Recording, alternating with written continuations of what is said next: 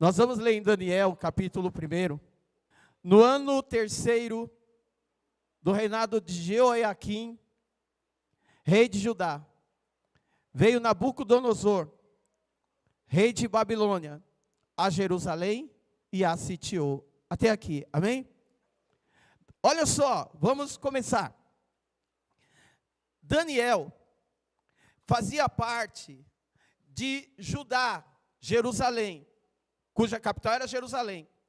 Eu já falei aqui, e é bom sempre recapitular, para a gente entrar na história, que depois que morreu Salomão, o reino de Israel foi dividido em duas partes. O reino do norte, com capital em Samaria, com o nome de Israel. E o reino do sul, com capital em Jerusalém, chamado Judá. Israel teve 19 reis. Quantos reis? 19, eu quero ver se está me ouvindo. 19 reis. Nenhum prestou. Irmãos, todos os reis de Israel foram ruins. Judá teve 20 reis. Alguns eram bons, outros ruins. Josafá foi um dos melhores reis. Ezequias, ótimo rei. E em 722 a.C., o reino de Israel foi levado cativo pelos assírios. E no ano 586, o reino de Judá caiu, capitulou pelos babilônios. Os babilônios fizeram várias incursões contra Judá. Vários ataques. Os babilônios, capitaneados por Nabucodonosor, fizeram, e em 3 incursões, eles levaram um grupo de judeus cativos para a Babilônia. Em 606, presta atenção nisso, em 606, Nabucodonosor invadiu Jerusalém, invadiu o templo, levou parte dos utensílios de ouro do templo para a Babilônia, levou parte dos utensílios embora, e levou um grupo seleto de principais, dos príncipes embora. Levaram os príncipes e levaram alguns dos jovens da nobreza para a Babilônia. Esses jovens, então, junto com os príncipes e parte do tesouro do templo, foram levados para a Babilônia. Amém? Até aqui? Chegamos, então, no capítulo 1 de Daniel. No ano 3º do reinado de Jeoiaquim, rei de Judá, veio Nabucodonosor, rei da Babilônia, a Jerusalém, e a sitiou. O versículo 2. E o Senhor entregou nas mãos a Jeoiaquim, da casa de Deus, e ele os levou para a terra de Sinar, para a casa do seu Deus, e pôs os utensílios da casa do tesouro na casa do seu Deus. A grande pergunta que fica é: por que Nabucodonosor conseguiu invadir Jerusalém? Por que ele conseguiu levar essas pessoas presas? Por causa do pecado dos líderes de Jerusalém. Por causa do pecado dos reis. Por causa do pecado dos sacerdotes. Quando você estuda Jeremias, você vai ver que, irmãos, a coisa era tão grave, que tinha sacerdote que colocou dentro do templo a adoração a falsos deuses. A adoração ao Deus Sol dentro do templo de adoração ao Senhor. Quando um líder não honra o seu Deus, Deus permite que esse reino seja devastado. E porque os reis e os sacerdotes levaram o povo para a apostasia, que é a não adoração ao Senhor, Deus permitiu, veja aí no versículo 2, e o Senhor entregou nas suas mãos a Jeoiaquim.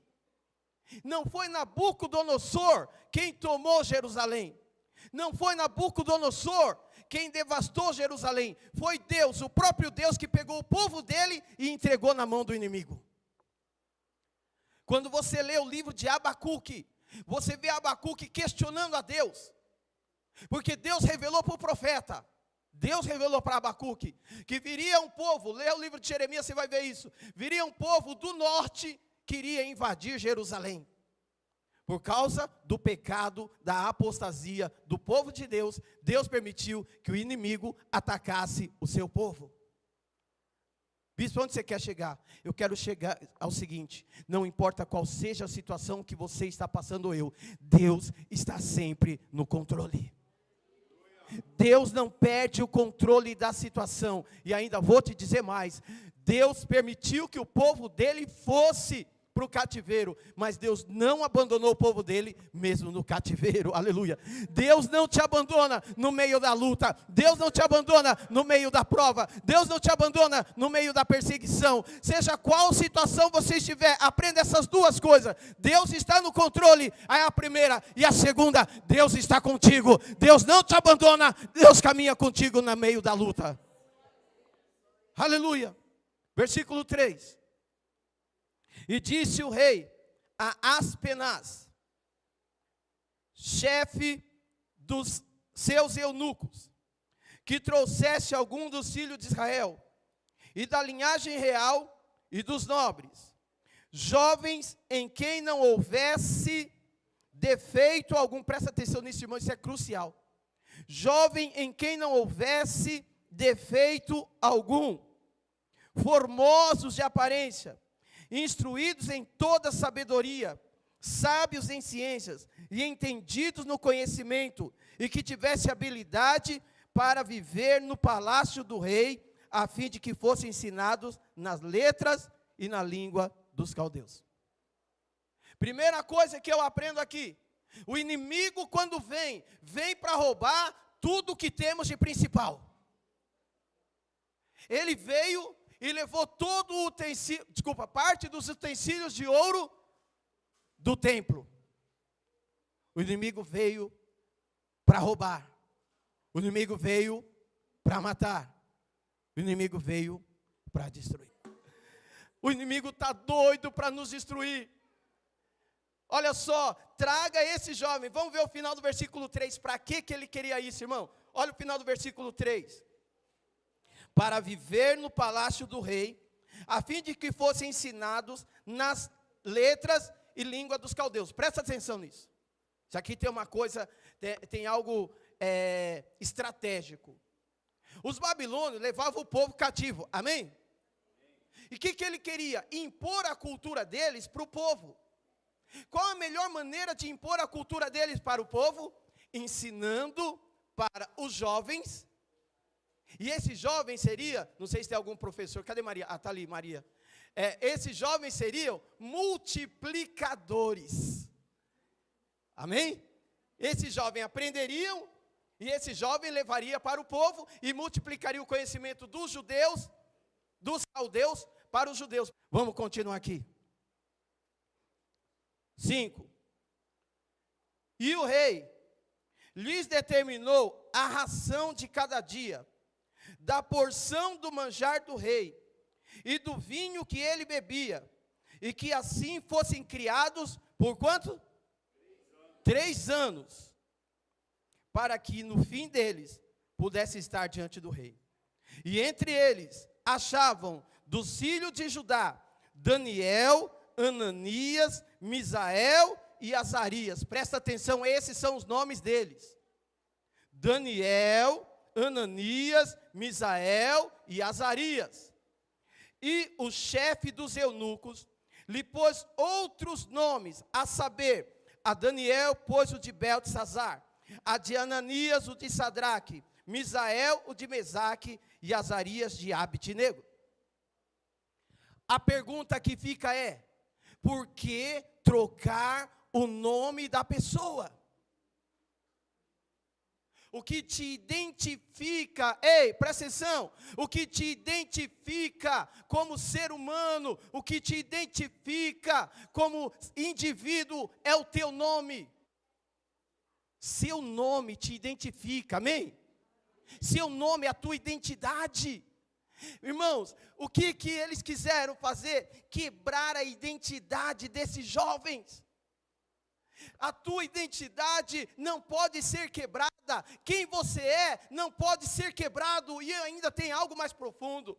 Cada nome aqui, Misael, Ananias, Azarias, eram nomes consagrados ao Senhor. Vocês sabem disso. Os judeus colocavam nomes, e todos os nomes dos judeus tinham algo ligado a Deus. Por exemplo, Misael, olha o final, El é Deus. Misael. O nome deles era o nome de uma pessoa consagrada ao Senhor. Amém? Você também é uma pessoa consagrada ao Senhor. A minha Bíblia diz que quando você vem para o Senhor, você tem um novo nome escrito numa pedrinha branca. Deixa eu continuar aqui. 8, né? E Daniel, presta atenção aí. E Daniel, versículo 8. Assentou no seu coração. Tem uma tradução que diz que Daniel determinou firmemente no seu coração. Aquela ali está, Daniel propôs no seu coração. Ou seja, Daniel colocou no seu coração. Irmãos, você tem que ter definido no seu coração os seus propósitos. Olha o que Daniel determinou no seu coração. Não se contaminar com a porção do manjar do rei, nem com o vinho que ele bebia. Portanto, pediu ao chefe do eunuco que lhe concedesse não se contaminar. Presta bem atenção. Daniel falou, eu não quero a comida do rei. Daniel falou, eu não quero o manjar do rei. Ei, presta atenção.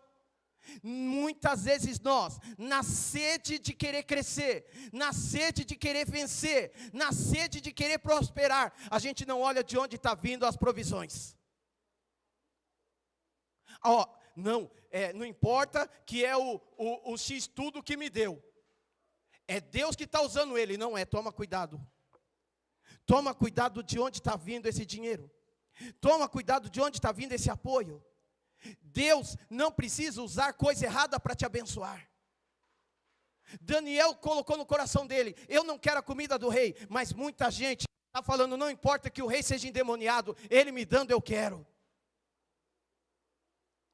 Quando Daniel não quis a porção do rei, ele estava dizendo, não é porque a comida é consagrada, é porque eu quero confiar em Deus. Vou repetir isso de novo. Não é porque a comida é consagrada a Satanás, é porque eu quero confiar em Deus. Não é porque a comida é consagrada a Satanás, é porque eu quero confiar em Deus. Daniel disse, eu escolhi confiar em Deus, eu escolhi confiar na provisão de Deus. Aí eu tenho uma pergunta para você, você está confiando na provisão de Deus, ou está confiando nas suas forças? Você está confiando na provisão de Deus ou está confiando nas suas forças? Daniel nos ensina. Eu escolhi confiar em Deus. Irmãos, Daniel tinha tudo para não... Presta bem atenção nisso. Daniel tinha tudo para não confiar em Deus, irmãos. Daniel foi arrancado da terra dele. Daniel foi arrancado da família dele. Daniel foi levado cativo, estava escravo, humilhado, sujeito a um rei endemoniado. Mas Daniel falou, mesmo estando aqui, longe da minha terra, longe da minha família, cativo no cativeiro, eu prefiro confiar em Deus.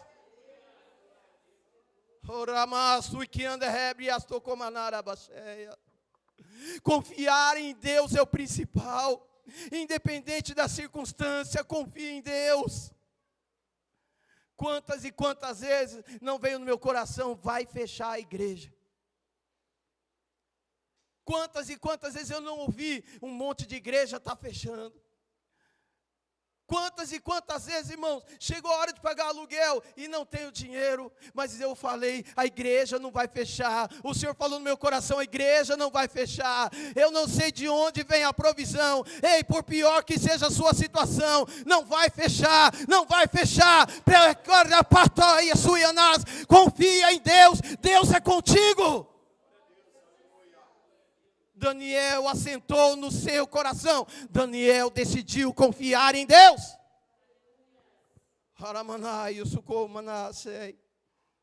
Olha o versículo 9. Ora, deu Deus a Daniel graça e misericórdia diante dos chefes do eunuco. Bispo, o que é graça? Graça é o favor imerecido de Deus. Graça é quando você recebe algo que você não merece. Amém? Diante de Deus, todos nós deveríamos estar mortos. Mas pela graça do Senhor nós somos salvos. Então graça é quando eu recebo o que eu não mereço. Amém? E misericórdia é quando eu não recebo aquilo que eu mereço. Graça é quando eu recebo. E misericórdia é quando eu não recebo. Deus deu para Daniel graça e misericórdia. Vamos continuar aqui. E disse o chefe dos eunucos a Daniel: tenho medo do meu senhor, o rei, que determinou a vossa comida e a vossa bebida. Porque veria ele os vossos rostos mais tristes do que os jovens que são iguais. Assim arriscarei a minha vida. Então disse Daniel ao despenseiro, ao quem o chefe dos eunucos havia constituído sobre Daniel, Ananias, Misael e Azarias: experimenta. Presta atenção, isso aqui é chave, o Senhor colocou ministrar isso na igreja. Esse versículo 12. Experimenta, peço-te, os teus servos 10 dias, fazendo que se nos deem legumes a comer e água a beber. Presta bem atenção nisso. Os outros jovens estariam comendo picanha, os outros jovens estariam comendo contrafilé, os outros jovens estariam comendo lasanha, e eles estariam comendo legumes. Você quer algo de Deus? Comece a buscar em espírito e verdade. Você quer viver o milagre do Senhor? Comece a buscar em espírito e verdade. Vamos encerrar isso aqui. Tremenda essa palavra. Vamos encerrar. E ele, versículo 14. E ele concordou, versículo 15. E ao fim dos 10 dias, olha que tremendo. E ao fim dos 10 dias, pareceram os seus semblantes melhores. Ele estava mais gordo do que todos os jovens que comiam porção do manjar do rei. Desta sorte, o despenseiro tirou a porção do manjar deles e o vinho que deviam beber e lhes dava legumes. Presta atenção. Você não precisa de nada dos outros para se dar bem na vida. Irmãos, não aceite aquilo que não vem de Deus. Se não vier de Deus, não aceite. Porque eu profetizo mediante a palavra que eu preguei.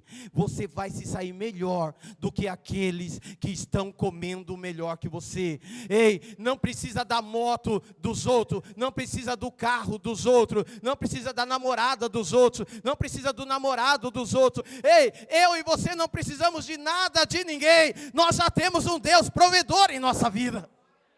E com a provisão de Deus, nós vamos ficar melhor do que aqueles que não têm a provisão de Deus. E ainda tem mais. Aleluia. Versículo 17. Ora, a esses 4 jovens, Deus, deu o conhecimento e a inteligência em todas as letras. Deus abre entendimento de homens e de mulheres. E sabedoria, mas a Daniel deu entendimento em toda visão e sonho. Versículo 19. E o rei falou com eles, e entre todos eles não foram achados outros tais, como Daniel, Ananias, Misael e Azarias. Por isso permaneceram diante do rei. Versículo 20.